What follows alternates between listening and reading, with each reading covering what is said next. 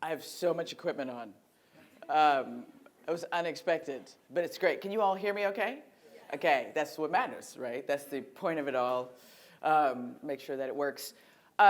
Good morning to you all.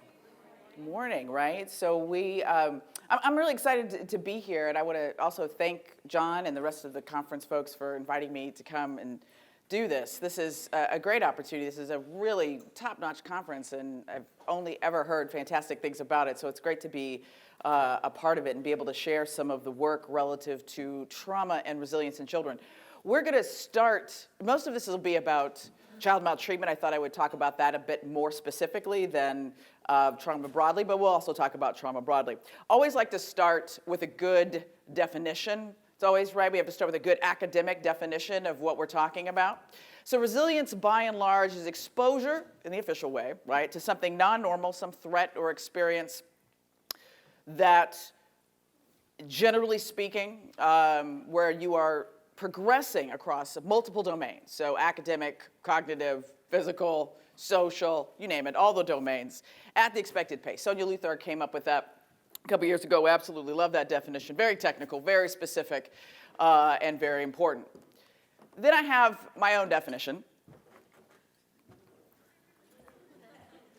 which suggests that perhaps, despite all the things that you've experienced, whatever those might be, there's really no reason that you're not nuts, right? There's really no abiding reason. You know these people, right? You know these children. You hear their backstories. You know that what their history is. And you cannot believe that they are not, if they're not mentally ill, if they're not more mentally ill, right? You have that experience? Perhaps in your practice, perhaps also in your families, right? You know what I'm talking about, that one cousin, right? Or maybe it's you.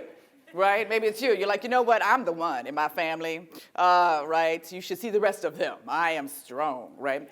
So it's surprising, right? It's unexpected. There's really no good reason. And for a lot of the kids that I see, I don't understand why they're not more mentally ill, right? I would have been had I had gone through all the things they'd been through.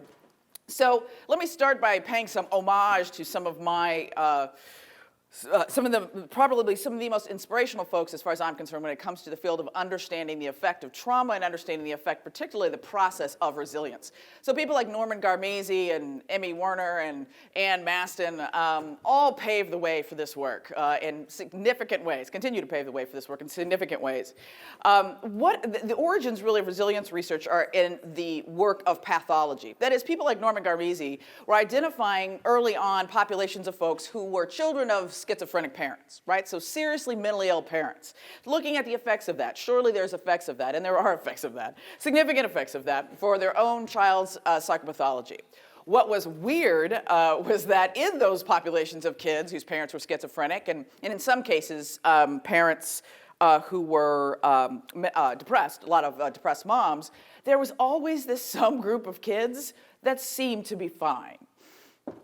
What? Like, that really doesn't make any sense. Check the data. Let's go back and look at it again, right? Doesn't really make any sense. Why would you be okay if that's your primary caretaker? But it kept happening over and over and over again, finding these populations over and over again, and always some subset of kids who seemed to be okay. So the idea was to maybe take a closer look to probably get a better idea of what was actually happening when you were exposed to something that's so clearly a risk factor for child psychopathology, right? What could really explain what was happening there? And so we began the study, began to look into the process of why that would ever occur. What would make a difference? Now, I gave you a couple definitions of resilience already, but I got to tell you the way that we have grown since those early studies of Norman Garmese to today is absolutely astounding. And I'm a little concerned that the study of resilience has become the study of everything. I'm not dismayed by that, but it is a lot. I mean, in the sense that if you like complexity, then you'll be interested in resilience. If you like things that are complex. Resilience is not straightforward. I wish it was. I wish it were simple. And I also say, by the way, by studying resilience, one of the things I often hear from other folks, or what I realize about other folks, is that actually everybody has a definition of resilience. A lot of times, your definition of resilience has a lot to do with your story, right? So, you know, I get a lot of testimonies about what makes kids resilient. And a lot of it will be essentially what made that person resilient, or what they think made them resilient at a given time. I will tell you, though, in its most complete perform. It really includes the study of the body, right? So how your genes dictate what's going to happen, how your brain dictates what's going to happen, how your individual attributes and your individual characteristics, how your environmental conditions, right, all work together ultimately to interact, and either to make you better or to make you worse. What's perhaps even more important in the complexity of this definition is it appreciates that we're really talking about quantifying a pattern or change over time. Meaning, and this will be something I will repeat over and over again. It's a part of my sort of mantra when it comes to resilience. We're really talking about a process. We're not talking about a quality. You can have different colors of eyes, but people are not resilient or not. That's not actually how it works. Now, I'll say that, and then I'm going to mess that up throughout the rest of this talk, because I'm going to say things like resilient children, but that's not really what I mean, okay? What I mean is really a process, right? It's one of the reasons why resilience is so tricky, because it's not a score. It doesn't really work that way. Now, and I'll explain why. Anyway, so we're trying to figure out whether or not the change or the experience that you have that makes you better or makes you worse, how stable is that experience, right? And perhaps for clinicians, and I'm a clinician, the thing that was most important to me was that you would see these kids who seem to be doing okay, kids who are not doing so okay, right? And you wanted to take whatever naturally occurring weirdness that child was able to manifest and put it in a bottle and pass it out to other children. Right? If there's something naturally occurring, something that doesn't require a doctor to come in and solve or assist with, well, we should probably take advantage of that resource. If there's things that happen, I don't want to say automatically, but naturally, is it possible? Is it transferable? Could we write it down? Could we learn what it is? And is it pass-outable? Right? Can other kids learn it? So that's solely the idea. This is not a new idea in a lot of ways. In the name of informal interventions. We've been doing informal interventions for resilience forever. And I think this is my favorite example of how we do this with little children. I'm guessing you know this story. Would you raise your hand if you know what this story is, please? Right? Okay, now raise your hand if your version had a clown in it. Yeah, mine didn't. I don't know what the clown is. I don't understand this. What you're looking at is the original cover from Waddy Piper's book in 1950 of The Little Engine That Could.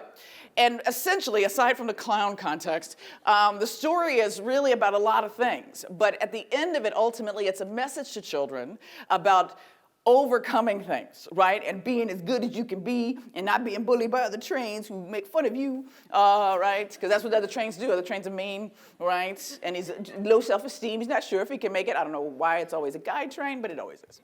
All right, just saying. Right? So we've been doing this for a really long time. We give these messages, informal perhaps, to kids to say that, you know what, it matters what happens to you, and it also matters that you can overcome it. So for science, outside of children's stories, for science, resilience is really an infant in lots of ways. This has really only been kicked off in a really systematic way and research-wise for about the last 50 years. So those of you who are students, just know that that's still toddlerhood for science. Still just getting started understanding what this is. The impetus, though, has grown, I think, over the last 50 years, the intensity, perhaps, really due to two primary factors. One is this sort of clear and consistent indicator that kids today are exposed to greater and greater risks. It sounds like a cliche and it makes you feel 100, but really kids today are growing up differently than you did. They really are. It's not just that they all have cell phones, right, or something like that, right? That's not what it is, or that you can record things on your television and that's so amazing, right? That was sort of special. That's not it. They're experiencing all kinds of risk. And for those who are clinicians, it's really clear to us that risk and protection makes a difference ultimately in whether or not you recover, right? That a lot of what we do, if you were to break down the clinical work that you do, comes down to mitigating, minimizing risks and exposure, and increasing things that lead to strength, right? And your ability to move forward, soldier on, and be consistent across domains. So better understanding the science about recovery might be important for our clinical work. So the research primarily, and this will be I'm going to summarize this for you because there's a lot of it in that 50 years. People have been crazy busy.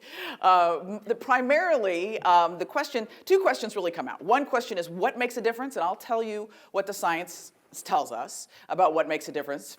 And then I'm really going to focus, though, on the how, because how is actually the better question in lots of ways.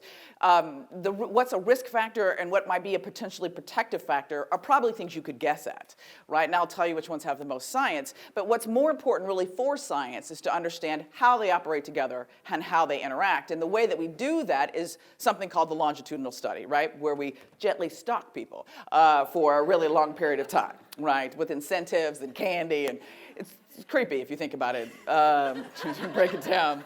It's the main kind of research that I do, and I don't feel super good on the inside about it. But that does not stop me from doing it. I want to know all your phone numbers and where's your mama live, and is she home? Is she stable there? Is that good? I have no shame whatsoever when it comes to that.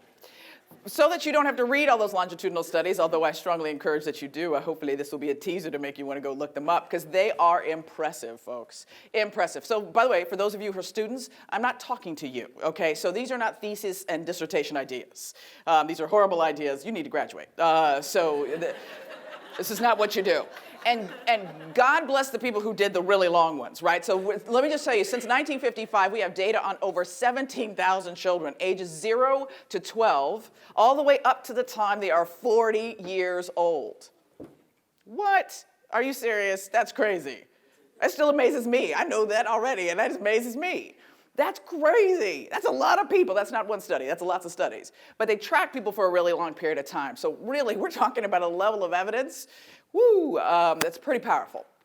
Pretty powerful. You may not, by the way, I'm going to just warn you, you may not like what you're going to hear, though, in terms of the results, because some of the results might be a little, what I call, counterintuitive, right? So the things that make a difference may not be the things you think make a difference, or you hope make a difference, or make a difference for you, right? On a large scale, across a lot of kids. All right. So I wanted to also pop up here the kinds of risk or traumas that are most commonly studied. So those are things like poverty, mostly maternal depression, and substance use, those kinds of things. Those kinds of major factors that sort of chronic in their experience. So what did we find? Before I tell you that, let me pop up a few of these for you. So in the United States, there's been a whole bunch of these studies. You can also tell by just eyeballing those titles. Some of them are more specific to a kind of experience. So some are about divorce, some are about child abuse, some of them are just about community violence. This is, again, just a smattering of those that have been done. And this is also something that happens across the world, although apparently only in places where there's socialized medicine. So, I mean, I'm just saying. You don't have to be a sociologist to make a comment about that international list, right? So there's... Listen, it's not a criticism, I'm just impressed. And they do really, really, really large-scale studies in Denmark and in Australia, because they can, in a much more facilitative way.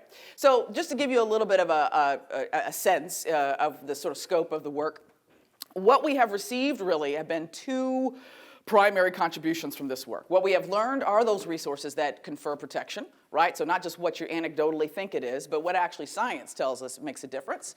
And we also have been able to model the relationship, so that how thing that I mentioned earlier. How do these things interact with each other? So I will tell you this is the question I get asked more than anything else. What makes a difference? What's on that list, right? Let's go do those things, right? What are the actual things that promote resilience? So I'm going to start this by just saying this. This is the super common sense part of the presentation. Things that work for high-risk youth also work for low-risk youth, okay? So the things that are helpful for kids who live in a really low sort of, threatening environment where they have tons of support or a variety of other things and they still have some sort of traumas, it is not something magically different that we do with the kids in the urban core. Okay, so that's good news. I was thrilled when I heard that. I'm like, oh, that's fantastic. I don't have to be creative, come up with anything new. We'll just do what works for those other kids. So just know that we don't want to forget what we already know works, right? By suggesting that kids who have lots and lots of trauma need something super unique and special. Now, what I'm going to highlight for you really two broad processes, or two broad categories. There are what are called individual factors, and then there are called more supports, and we'll talk about those in some depth. The ones I have bolded for you here are the ones really with the most evidence, and I'm going to focus on those. So intelligence or better described as problem-solving skills, has a tremendous amount of evidence. That's probably not terribly surprising, but your ability to resource yourself and figure out what you're supposed to do is critical. Now, one caveat, we're not talking about good ideas necessarily. Are we clear, right? So kids who are good problem solvers, right, and I'm not talking about they know to run to a trusted adult all the time, okay? That's not what I mean by problem solving. What they have is a large repertoire of options. Large repertoire of options. There's a lot of things they can do. They can run, they can punch you in the throat, they can go tell somebody, they could cry, they could journal, they can do a lot of things. They have a lot of sweaters in a closet to choose from, right? So that's what we tend to find. They have real, and more importantly maybe than that, they know what to do when. They know what to do when. I don't know how. I have no idea. We got more work to do. But they know what to do when. They know when to run away from you, and they know when not. So that's one of the big distinctions between those children. They also have what we call low or consistent emotion regulation, meaning that in the sort of pantheon of emotions, right, they typically don't get very, very happy, and they typically don't get very, very sad or very, very angry. They bounce somewhere in between, somewhere in the middle more often than not. That typically is the pattern. And then finally, perception of control. So this is one of my favorites. Kids who understand who's in charge of what, right? So my nephew is a really great example of a person who, for his whole life, struggles with perception of control. Does not understand. When he was in the second grade, he thought that he ran the second grade. He was pretty sure Miss Jenkins was just, a para, a helper. So we had explained to Philip, so we worked, sat Philip down and said, hey, Philip, who's in charge of your high tops? I am in charge of my high tops. Yes.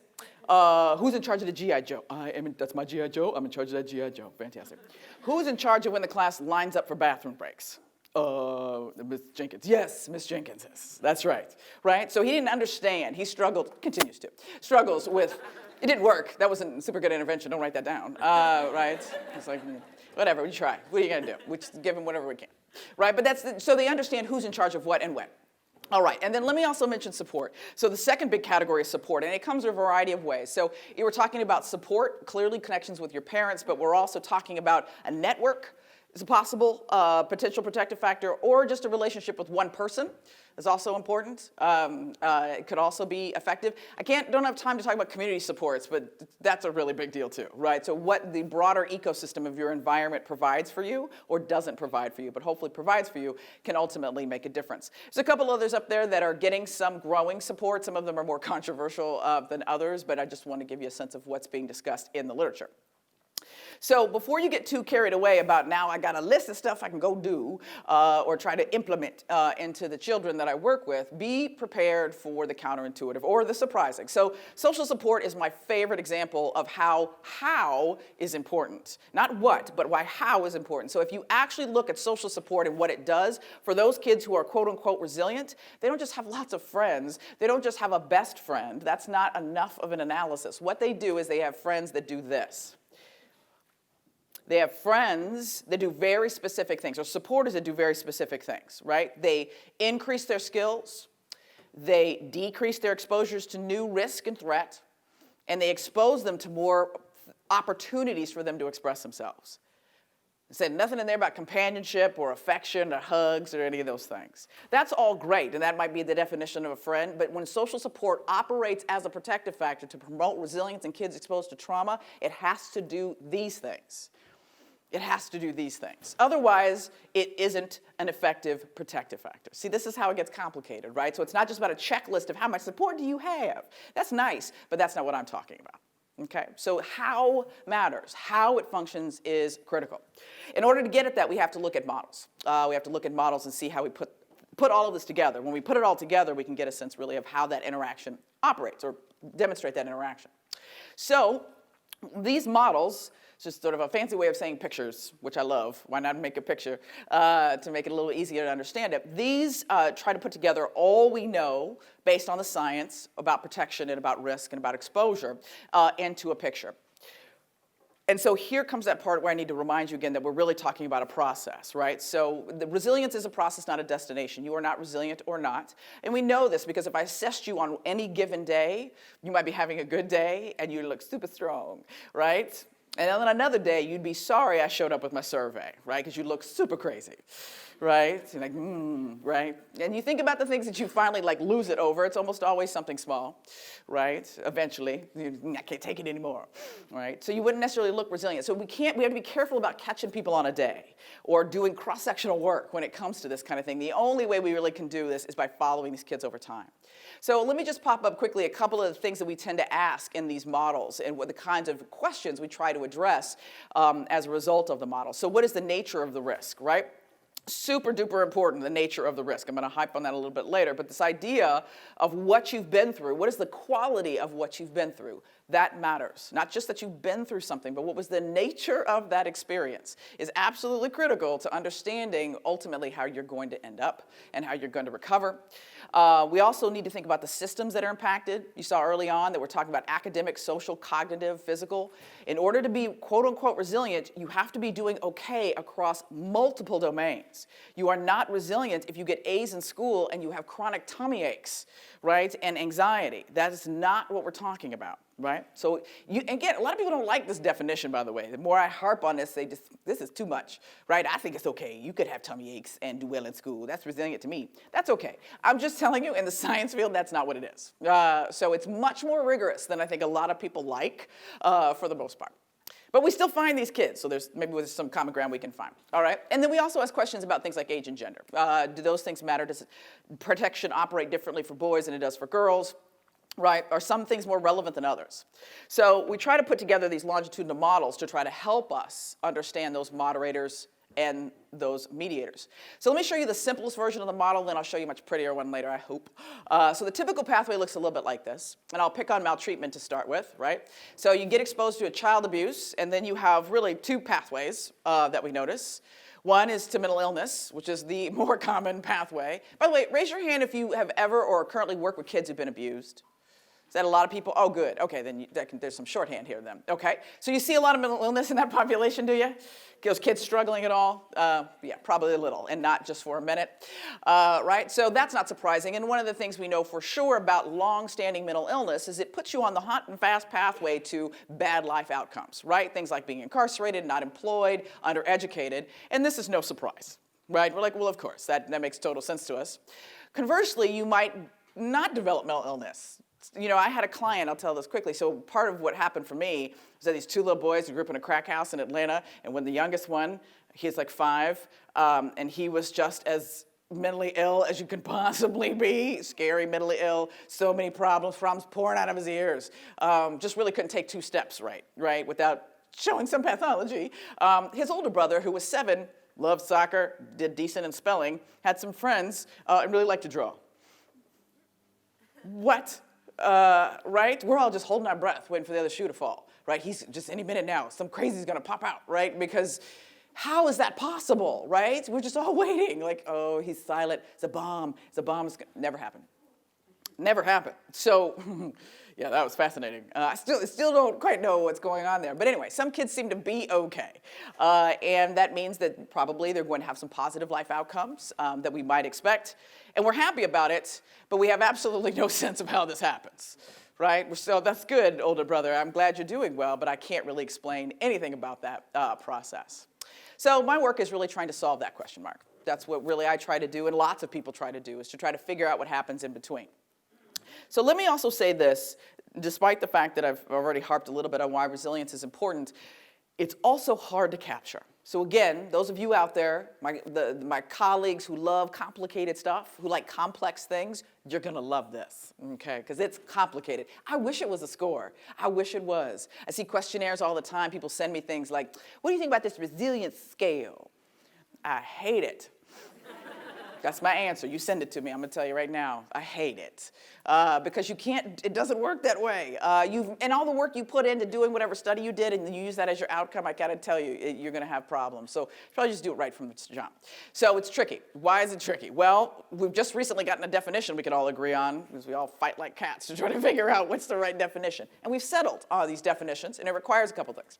It requires that you know the event. And this is maybe where it starts to be counterintuitive. In order to be able to capture resilience, you have to know what thing someone's been exposed to, and you have to know it really well. That's actually how it starts, right? And you have to measure that thing in real time or as close as you can get. Up to now, most of what we've done has been retrospective, right? We ask people to think back to their experiences. The goal now, of course, is to move forward, to be either close in time to when things happen or to follow them prospectively over time so we can get a better sense of that. Tick boxes are no longer sufficient of things that have happened to you. Those are interesting and descriptive, but they don't really capture the nature of the event. And the nature of the event matters. You and I are both physically abused, but I guarantee your physical abuse is not like my physical abuse. So how in the world can we be in the same category, right? And you know, especially those of you who work with abused kids, it varies tremendously across a range of variables. So when you think about it, it almost seems cartoonish that we would ever think those two kids had the same kind of experience and would have the same kind of outcomes. So you need to have good measurements of outcomes, and that means more than one. That's why those scores are no good. You need to know about academic, and you need to know about physical, you need to know about social, you need to know about cognitive, emotional. All of those things matter, right? Because when we talk about resilience, we're not talking about being a super child. What we're talking about is someone who's doing what they're supposed to, just doing what they're supposed to, but they have no reason to, right, based on what they've been through, right? Just developmental trajectory. That's all we're looking for, healthy trajectory. So that's why we have to look across a lot of domains. You need to assess them over time, if at all possible. You have to assess them over time. You have to track them. And it's really important that you think about the question mark in the middle, right? So we have the event, which is known, and we have your behavior now, or functioning, which is known, right? But then there's this big gap in the middle about what happened in between, right, that we have to try to address. And I have a picture I'm going to show you that tries to get at some of that. We have to be careful of this common misconception. A lot of us see this. I know I've been guilty of it. Kid's been abused, and now you see that he's anxious. So he must be anxious about being abused, right? The conduct disorder, right, must be because he was molested. Maybe it isn't. Are you ready for that? You're like, that has to be, right? You have trauma, then you have effects. Yeah, maybe. I'm just saying. Maybe you do. I don't know that you do. I will tell you the science doesn't point to that all the time. In our minds, though, it must make sense, right? Because it happened right after. You know the big fallacy in that thinking, right? You don't know how that kid was doing before he was abused, or before his mother died, before the dog died, before they moved, before the hurricane. You have no idea how they were doing before. Maybe he was violent and aggressive before his dog died or someone molested him. And what you're looking at now is something that's actually been much more stable. So we have to be careful because you'll end up in that, well, see, in time, they happen together. So yes, I don't know. I just think it's a question. We have to stay curious. All right. So it's important for clinicians particularly, I think, to capture resilience, right? Because we're very clear that if you ignore trauma, you are not likely going to have effective treatments, period. If you ignore, and I've seen this, I've done this the hard way. Some of you have done it the hard way too, where you just ignore the trauma. Well, it's like a demographic variable, like next to gender, right? Yes, abused, right? Right? But you don't do anything about that, right? Or you don't know what to do about that, frankly, or maybe it's just too complicated. Instead, we focus on his anxiety symptoms. Well, that might work, but my guess is that you will eventually run into a wall because we haven't addressed maybe what is a chronic situation for that child. So something to think about. And also because I think it's important that we be able to intervene with kids and be able to figure out a way to address this so that we get a better sense of how that exposure outcome relation works, right? How does it, I don't know if it's me and my own personal biases, but every kid I see has just got a truckload of trauma. And if you look close enough, if you ask those questions, some folks will say, none of my kids have trauma. But I bet your intake didn't include assessing for it. And a lot of times, frankly, we find out about trauma somewhere in the middle of treatment, right? Oh, he was what? His father's in jail, right? That's true? Really? Oh, you used to be an alcoholic. Oh, okay, yes, I'll think about that in my treatment plan, right? It's surprising, right? Because what they come in with is the fact that he won't stop punching his brother in the face, right? And that's what we're going to focus on, right? Oh, okay, but he was kidnapped and left. Okay, yes, I'm sure. Yes, I'll make a note of that. And but don't hit your brother. Okay. Trying to solve for question mark, right? Trying to solve for that. And now, there's a lot of things to be able to say about this. I'm going to just focus on one, the one that's bolded. I've already given you my sermon about how we didn't know how this kid was doing before. So really, when we think about understanding trauma, we have to think about pre-trauma functioning. You cannot really do better, right? You know what I'm saying? So if that was your typical trajectory at that point, it's hard to overcome that trajectory in the course of trauma exposure. It's very hard to do that. Trauma exposure typically stalls things out. It's also important to know how the environment reacted. This is one of my personal favorite aspects of understanding, especially in clinical work.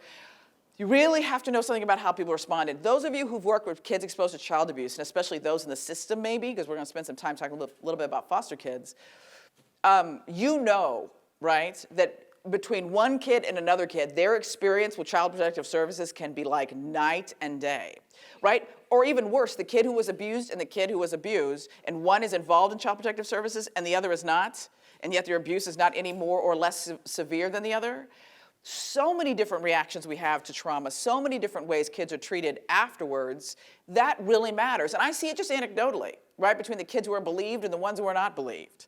Right? Or the kids who are allowed to linger with the mom who's doing crack and the ones who aren't allowed to linger, right? Or the ones who get moved to 27 different foster homes, right? Gee, I wonder if that's relevant, right? But then when we see that, though, we still focus, for the most part, on the trauma, right? We focus on the abuse. The fact that he's a rubber ball now and moves to a home every single month, how do we deal with that, right? That's probably trauma too. It's ongoing. So how do we deal with what the child has been through really, really matters, right? So finally, let me say what I do want to maybe highlight for you guys today is really the nature of the event and show you a little bit of outcomes that I hope will help you see why that's important, or how we need to move beyond just simply quality, maybe types of events, how it might be useful. Okay. So let me pop up here for you probably a list of some of the most commonly studied life events or traumas or whatever you want to call them. I try to call them events just because that's what they are. And if I say the word trauma to the wrong people, then they have a problem, right? Because for a lot of people, this is not trauma, this is life.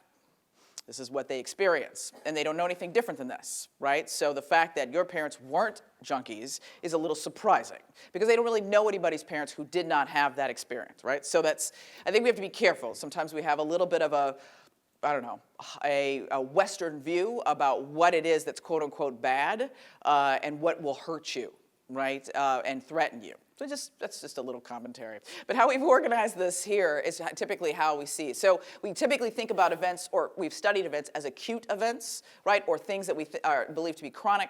And then sometimes we look at things that are controllable versus things that are uncontrollable. We also can look at this from a severity standpoint, worse threat to your health versus not such a threat. I'm going to pick out maltreatment to give you an example of why maybe this is important, but also to stress to you that the majority of kids, I don't know if you guys know this, maybe you do, actually experience at least one of these things. In survey after survey, long, sort of large-scale studies, you'd be hard-pressed actually to find kids who wouldn't endorse at least some of these things, right, at some point. At least one of these things, majority of kids. Doesn't mean they all have some sort of mental illness or pathology as a result of it, but to suggest that these are like alien babies who are just in the urban core of Chicago is really not accurate, right, as we sometimes see in the popular media. All right. Some ways to think about maltreatment. So we have a lot of folks in here who've worked with folks exposed to child abuse. Type is the most common way, right? Most of our kids are organized by what kind of abuse they had, right? Whether it's sexual or neglect or physical or psychological, which is the new, harder to capture sort of construct.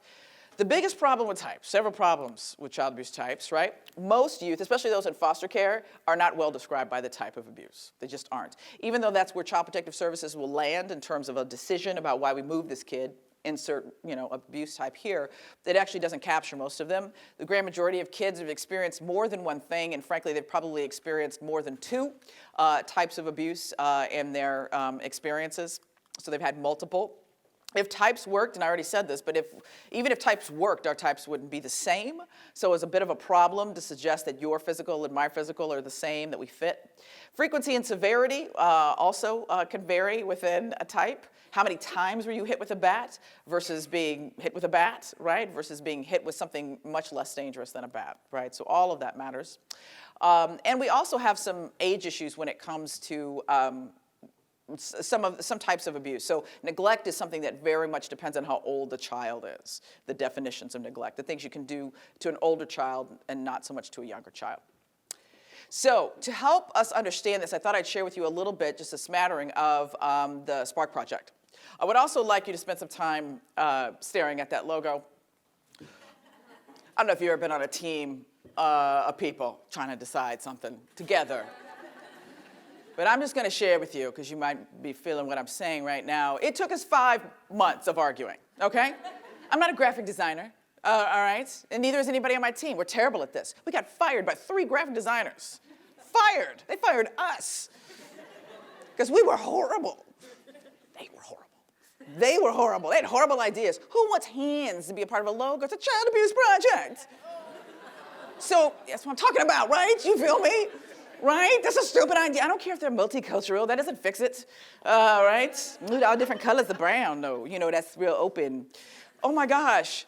Right? And they fired us. Anyway, love the logo. Love it, okay? Because we worked really hard on it. It's super important, and it can only be purple because there's a lot of reasons it can't be any other color. Okay? So it's super duper important to us. I just want you to take it in and appreciate it. I also noticed, it wasn't lost on me, the bags and the thing for this conference. You see? Look at that. Look how we all meant to be together. Okay. All right. So this is a project, the Spark Project, Studying Adjustment and Pathways to Adjustment and Resilience in Kids. This is at the University of Kansas doing this project. And we just, our focus is really on doing all the things I just said, which was to try to identify resources and then also to identify the models of how these things work. We gathered data on actually 600 youth, but I'm going to talk about 545 of them now. They're ages 8 and older, and their caregivers and their teachers.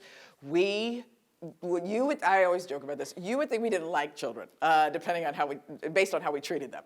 I mean, in the sense that, does anybody ever try to access foster kids? It's super slippery, and it's really difficult, and there's a lot of barriers to access them. So once we got them, we did not let them go, in a loving and affectionate way. But we asked everything, and asked everybody. It is by far the most comprehensive assessment of especially this number of children in the country, period.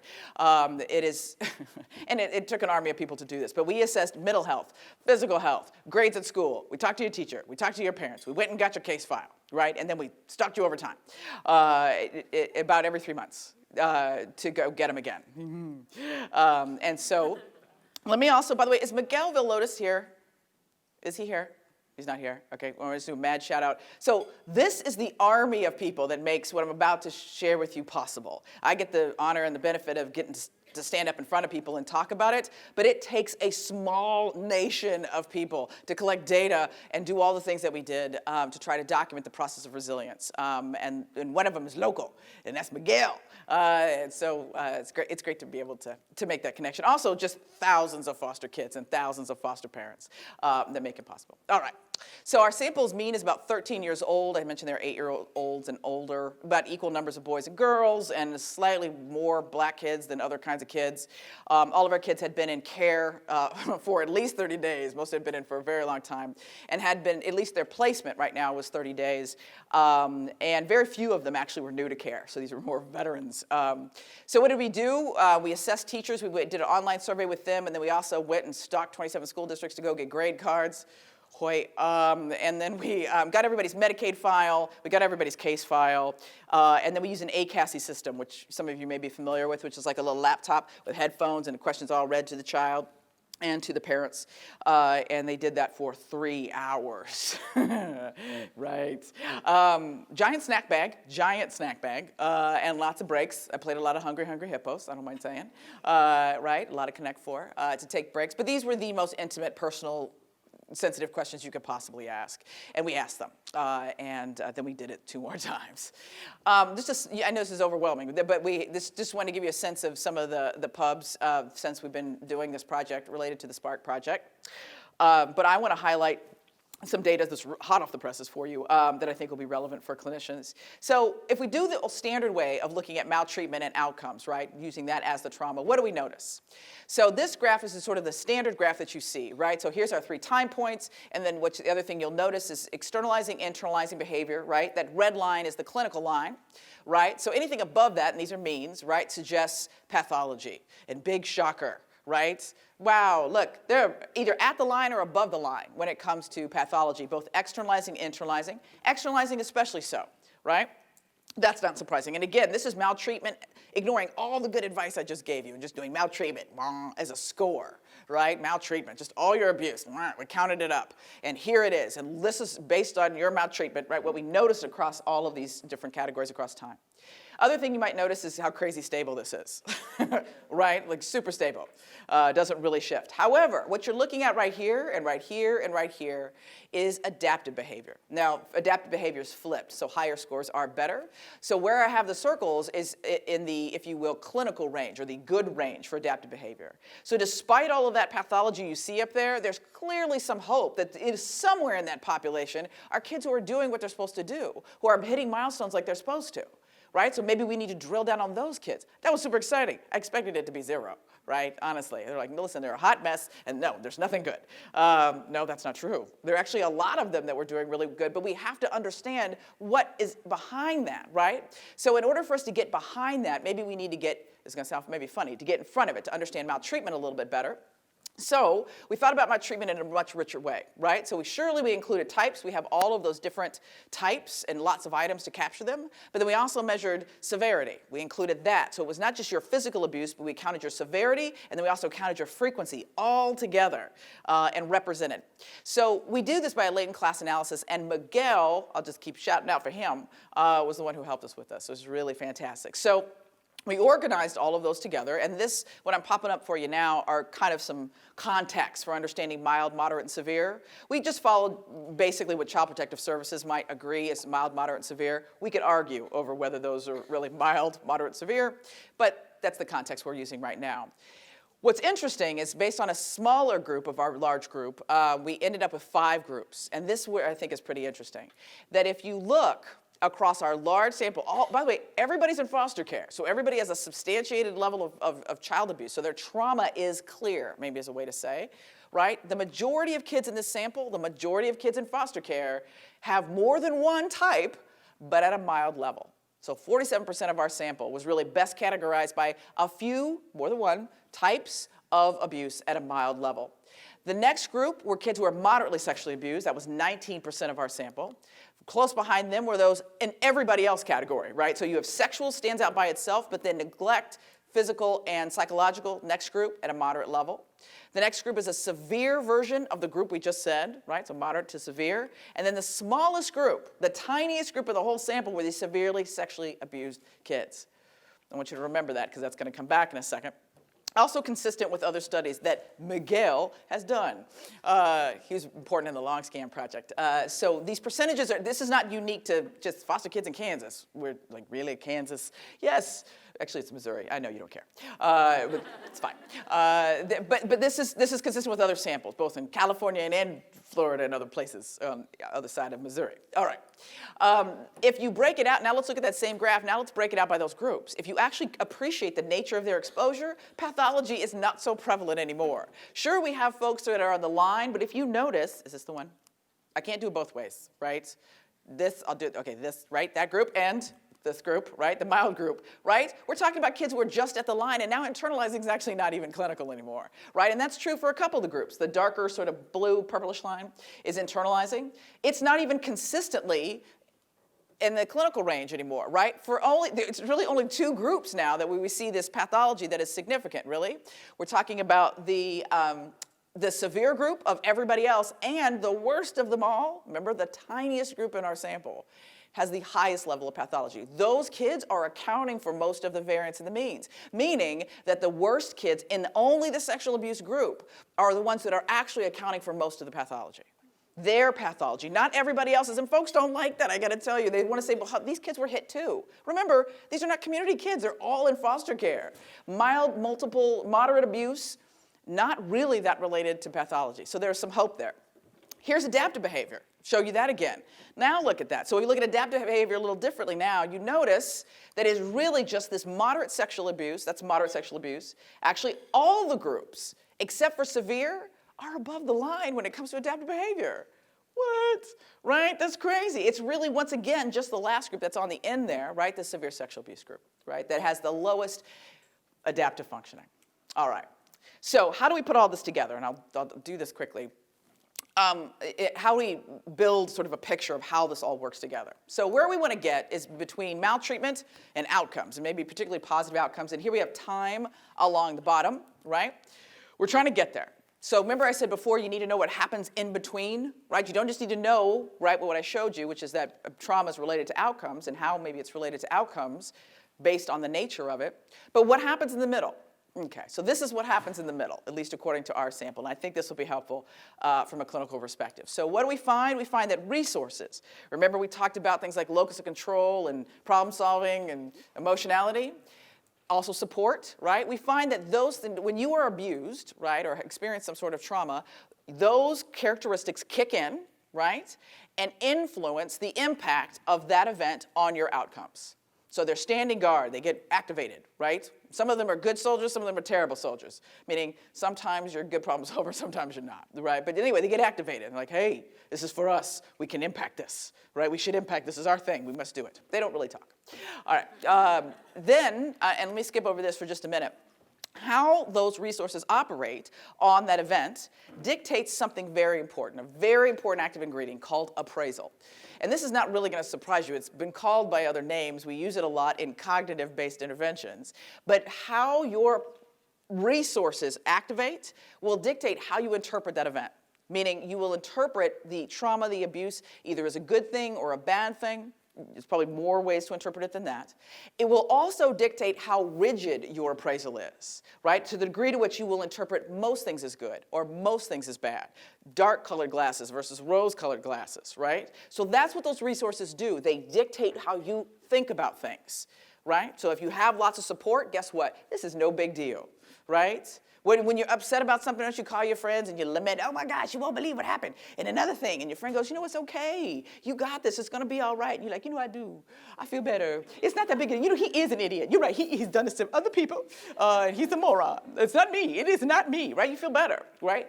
Someone just helped you shift your appraisal. Your social support just did that, right? So that also happens when you're 7. So that's also important. Then what appraisal does is this. Appraisal dictates your coping. And what I mean by coping, Lord knows we could define it 1,000 different ways, but coping is whether you go towards something or away from something, whether you ask for help or whether you do things by yourself. What we know is that if your appraisal is flexible, meaning you see things in a variety of ways, whether you see them as good or bad, maybe less of an issue, but anyway, that you see things in a variety of ways, what that does is it provides you a closet with more sweaters in it. It gives you more options of things to do, and it is ultimately those coping behaviors that dictate your behavior, that dictate your mental health. So that's our guess, our best. And by the way, all the lines that are in red there, I sort of look red, are the ones that, when we test the model, have empirical support. Some of you care about that, some of you don't. But just know that that's coming out in child abuse and neglect sometime later this year, right? So this actual mechanism, these are those mechanisms, how it actually works, what are the steps? So lastly, let me just highlight maybe another way to think about this. Right? Outside of the models, for some folks, they would like to maybe look at the back end and say, well, what if we could just identify kids who are quote unquote resilient from those who are not, right? And then what would they look like? Let's, instead of going the model this way, let's do the model this way, right? Go from resilience or not, right, resiliency or not, and look back at what they had going for them. So I can make some groups for you. So one group would be called the resilient group out of this sample. That would be about 95 kids. And they would have these, this is following that really picky definition that I've been mentioning this whole time, right? So they have all the things that they should be doing, right? Nothing special, right? But they're just not clinical. They're doing decent in school. They don't have any strange physical health problems or unaccounted for physical health problems, right? None of those things. So they're hitting all those marks. They're following their developmental trajectory just like they should. And then we have a group of what we call expected kids that they double. They're twice as big in our sample anyway. And they have all the opposite. So all this is just the opposite of everything I just said. They have clinical levels of, they have clinical levels of pathology. They are failing in school. They're sick for no reason. All those things. Also be aware that almost all of them were taking some sort of meds. All of them were in treatment, all of them. And all of them, just about everybody had a diagnosis of some kind. So that's our two big sort of dichotomizings going on. Let's just look at that. What would that tell us? Well, we can look at their abuse exposure. Let's start there and just see if the very first thing, the trauma, is different for them. Of those two groups, who do you think had the most maltreatment? You think expected kids did? Raise your hand if you think expected kids did. Own it? Yes. Yes, expected? Neither of them did. They were not different in this regard. But they had 11 events. 11 is a lot, people. They're all in foster care. So 11 child abuse events. Didn't differentiate them. What about, though I've been harping about frequency, what about, do we think expecteds or resiliences in terms of the frequency? Surely that's the thing, right? Who's going to vote? Nobody going to vote for frequency? Nobody?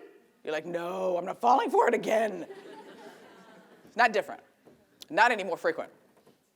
Not any more frequent. The same is true also with severity. Wasn't any different between the two groups. There was no significant differences. They also didn't differ in the type of abuse they experienced. They didn't differ there either. So, we're like running out of gas here. Let's see, how else? So those of you who know something about foster care, you're going to care about this. I'll go through this quickly. They didn't differ in the number of placements either. You would have thought, well, it's the system that jacked up one of them. Nope, that's not it. That's not in this set, right? So maybe it was the time and care. Maybe that was what it was. Nope, right? The mean was about a year for everybody. Maybe it's a non-maltreatment trauma. You keep talking about child abuse. Maybe it's all the other stuff. Because we also, by the way, measured that. We measured things like loss and change, death, parental incarceration, things that are not necessarily related to your child abuse. Well, they have a truckload. 22 is ridiculous. We have another sample of kids who are not these kids, just more community kids, about 432 of them. And when we do these same trauma sort of inventories, they average 3. 3. That'd be like your children. You know what I mean? Like, just 3. Yeah, you know what? Yeah, my dog did die. And my dad changed jobs. That's right. We moved. We did move. That's right. Right? That's 3. This would all be really traumatic. Don't get me wrong. These kids have 22. Did I mention that they're 13 on average? I mean, good gracious. All right. They also didn't differ in things like gender or ethnicity or any of those easy ones, or age or peer support. So for the love of Pete, how did were they different? Please let them be different in some way. They are. So they are different. And all those sort of protective factors that we talked about earlier are going to, or potential protective factors, are going to come back. So the quote-unquote resilient kids, let me tell you, if you want kids, you're looking at kids in your practice and you're thinking about what should we be promoting, I will tell you these are the things, at least in my sample, have made a difference, and I think it's promising. They have very low levels of family conflict. They typically have that consistent emotion regulation. They have high levels of teacher support. We ask about all kinds of people when it comes to support. They have a flexible appraisal style, tend to see things as bad and good, not necessarily just all one thing. Their IQs, their problem-solving ability is slightly above average. They're not geniuses, but it's a little higher than maybe 115. And when a problem comes along, they tend to cope by going towards it. If we compare that to the expected kids, right, these are the kids who are struggling like we might think they should be, they have a lot of family cohesion. They have variable emotion regulation. They have lots of family support. They endorse very strong family support. They have very rigid appraisal. They have average to low average IQs, not below average, just lower. They have high levels of unknown locus of control. Interesting. And they tend to cope with problems in 2 ways. They tend to avoid them and/or they tend to solicit other people to help them. So remember that thing I said about counterintuitive before? See, this is sort of bad news for clinicians in some ways. So like asking others for help is the problem? Yes. Write it down. You should write that down, okay? Asking others for help is a problem. Okay. I'll tell you what, this is just some thoughts, right? I do have an explanation for that. You might as well. Based on that, let me just say, at least for kids in foster care, and maybe for kids not in foster care, cohesion in your family may not always be a good thing. Oh, God, it's hard to say it out loud, and you're recording this and everything, right? So like, look at this level of scandal at this conference, right? I can't believe it. It was all evidence-based until now. That doesn't sound like evidence, but it is. That's at least what we found. We have 500 children. And so anyway, that it might not be best, and especially for kids in foster care, that getting connected up with people when they're not your biological family, and because foster care is meant to be temporary, could be a bad idea. The idea that they get support from other people is a bad idea because the people they have for support are not the same people you do, okay? Right? So a lot of the kids I work with, you know who their supporters are? Drug dealers, right? Kids who know how to solve a problem with a bat, right? So what happens when that's your support system and that's who you go to for your social support or for your problem solving or for your coping? You walk away with those same ideas. Right? So listen, people in the Crips have friends, right? Gang members are all social supported up. We gotta be very careful about how we talk about these constructs, right? Because that's not really the thing that matters. We have to think about who they go to. Also, I think it's interesting about the notion of teacher support. I really think that's neat. We don't really think a lot, maybe we don't, or enough, about teacher supports. But for a lot of kids, especially those whose families are in chaos, the teacher might be the most consistent, stable grown-up in their lives. And for at least the kids in our sample, they really, really, really felt that that teacher support made a huge difference for them. This is not to say, because they didn't differ in all those ways, I tried to trick you, but you didn't fall for it, that the abuse was not different does not suggest that the dose of abuse doesn't matter. It does. Remember the LCA results that I showed you. Also, if for no other reason, that child abuse is maybe the most preventable public health issue that we have, so we don't want to lose sight on the future. A couple cautions, just to put things in context, and I think I have to stop soon. I'm ignoring that clock for the most part. Then I notice there's another one. So I can double ignore. I will double ignore them. But anyway, so this is only 6 months of time. Remember I talked about longitudinal data, we're trying that, we're doing that, but we're just getting started understanding this, right? So we don't want to get too carried away, but this is super promising. I mean, in terms of the robustness of it, it's kind of exciting. Listen, the kids who are maltreated in this country, only a tiny fraction of them end up in foster care, right? It's more like 20 to 30% of the population, and then really only maybe 1 to 2% of those kids end up in foster care. So what we're really talking about is the extreme end in lots of ways. We assessed child abuse by what the kid told us, not by what their case file said. We want to do the case files, don't get me wrong, but those two things never agree with each other. So I don't know what the truth is of whether you were hit, molested or not, but this is what the kids told us, so we went with that for this particular. And we also didn't include age, and that's really important. The age you were when you were abused matters, and we haven't included that yet, and or the time it's been since you were abused. In terms of some next steps, some future directions, I think that the results thus far, Spark, help us, especially in the clinical world, to really think and rethink about what it means to be resilient or what the process is involved in resilience. That it may not be what you think, and it may be surprising, right? It is consistent, though, with other studies, and this is maybe another important take-home. Kids who display resiliency, right, or your capacity to do that over time is not because you are some sort of alien baby special thing. That is not what it is. Study after study after study shows that the kids who don't seem to be vulnerable, if you will, over time to the effects of trauma don't do something magical or different than other kids. What they do is they organize their skills in a different way. Right? They organize them in a different way, they use them in a different way, and that tends to lend them to other resources and other access and other capacities. But there's not a program that we have as a special skill for resilience. I would be very skeptical of something like that, because that's just not what the data bears out. We need to know more about these mechanisms, though, and I think understanding emotion regulation is critical, right? That was a part of what we found. Understanding cognitive systems, how problem solving, since that's such a powerful one for kids who display resilience in the face of trauma.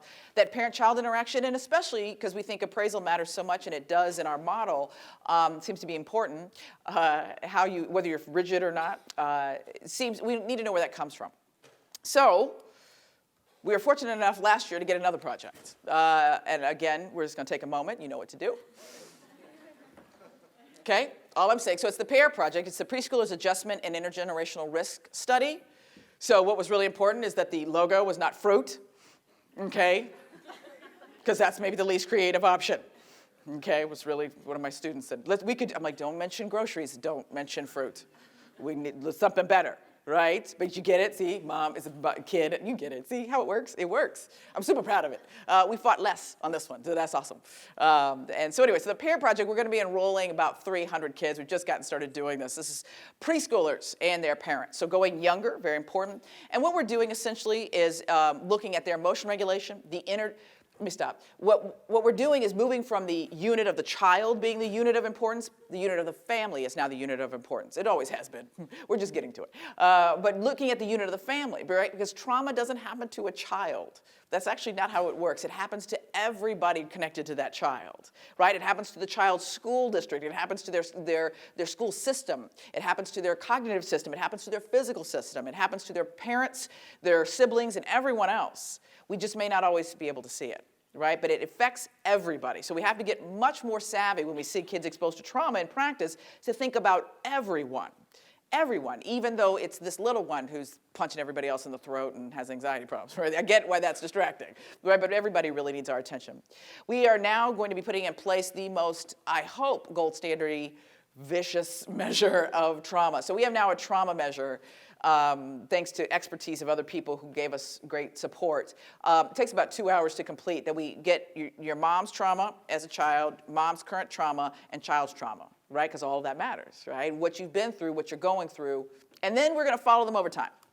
We're going to go over time and about every 6 months and track them for about 2 years. So getting a bit bigger, right? Trying to stretch it out a little bit more. We're also going to be taking biological indicators, right? So as you've seen kids who are exposed to stress and trauma have difficulties, but it doesn't always show on their face, right? Or it's very hard to see behaviorally maybe, but the inside of your body does not lie. Right? So one of the things we know about trauma, some of you probably know this, is that especially when it's chronic, when the gas pedal is pushed, what essentially happens is there's a switch, biological switch that goes off that's only supposed to go off when your life is in danger and when you are being significantly threatened.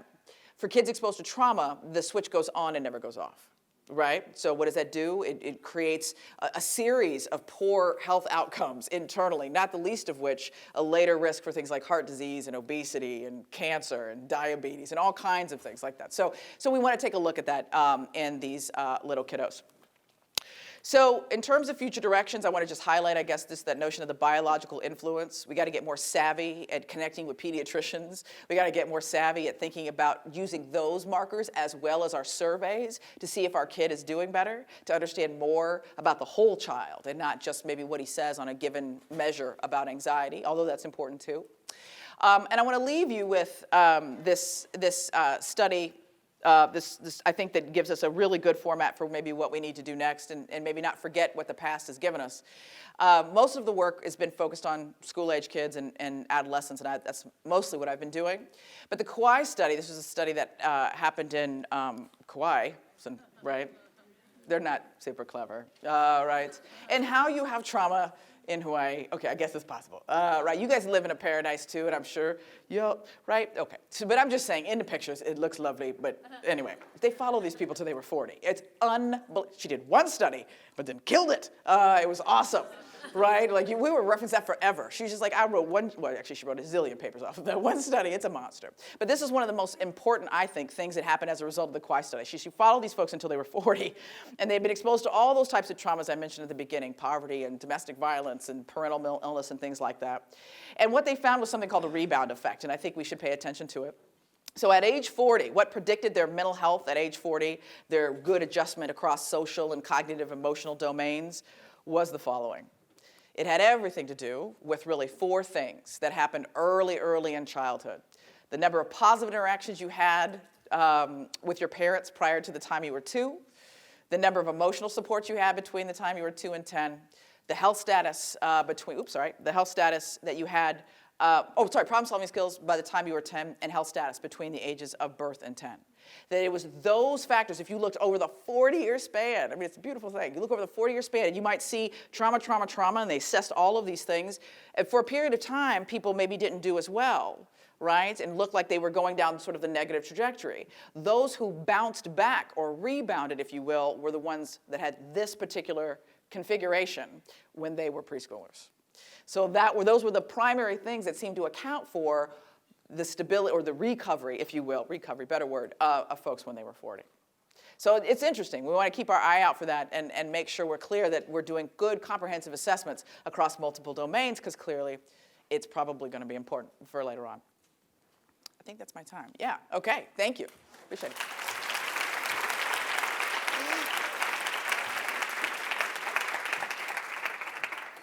I think there's lunch, right? So this. A question? Well, I want to have questions, but I appreciate, I know you're hungry. That's all I wanted to say. Oh, good, okay. Sure, I'm happy to take some questions. Yes, I don't want to call this schlock, but the amount of variance accounted for, is it large? Is it large? The amount of variance accounted for in what? Yes. The amount of variance accounted for in what? The amount of, like, when you, in some of the earlier research that you showed, you're classifying these individuals into different risk groups. With each of those classifications, you could do analyses that would tell you how often, how frequently you're able to correctly classify those folks based on the data in your system.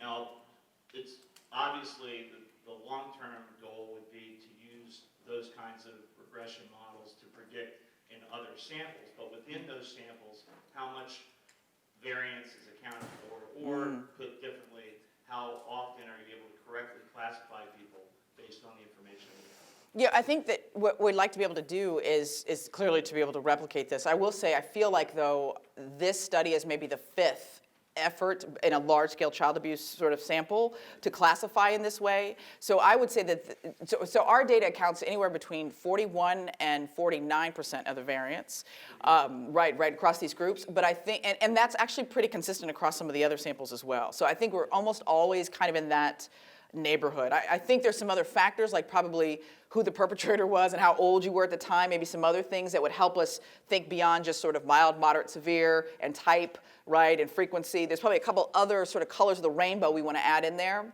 But right now, those are roughly the ranges that we're getting. Yeah, that's quite good. Yeah. I would have thought. Yeah. One little follow-up to that.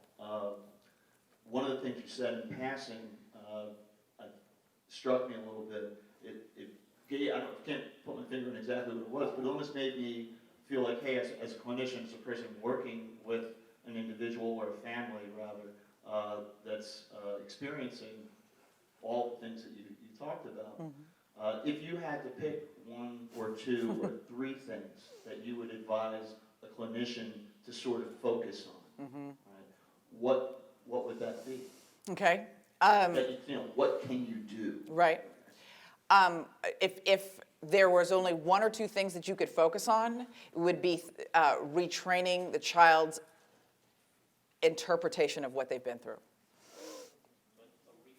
Reframe, exactly. So, for example, some of the most effective, if you will, simple things you can do, and this, again, may sound a little counterintuitive, is helping children to accept the parent that they have, as opposed to the parent that they wish they had, right? So the way we get out of moving from victim to not a victim, or perception of that, is really by practice and by thinking about maybe more of the reality around what really happened and the reality about really your level of vulnerability. So if there was only really one thing, I've only had one session or one time to talk to this kid about what to do to help improve, would really be about restructuring the way they interpret what happened to them. Yeah.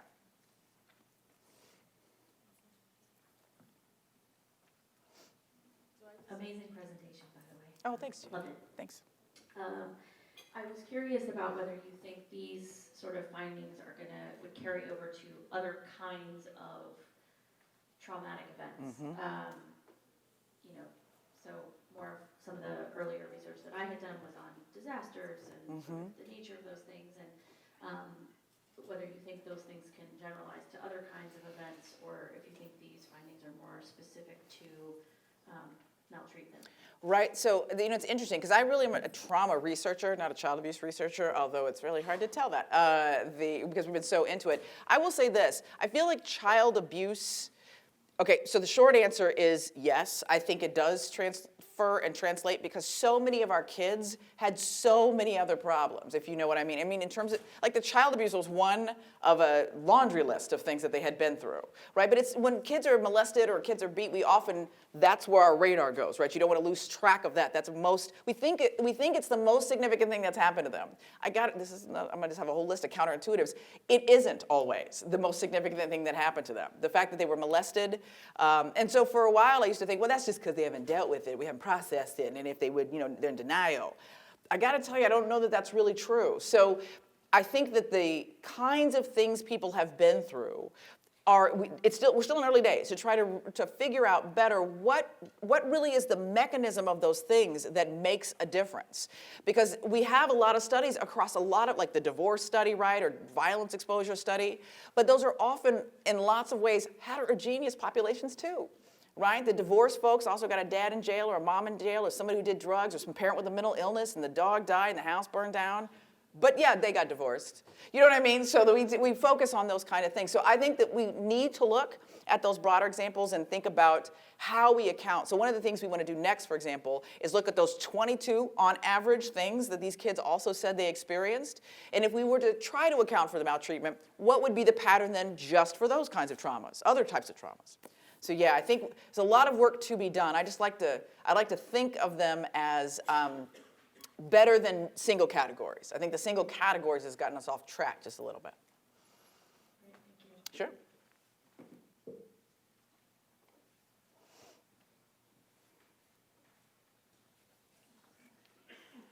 Is that our group? All right. Thank you, guys. Thank you.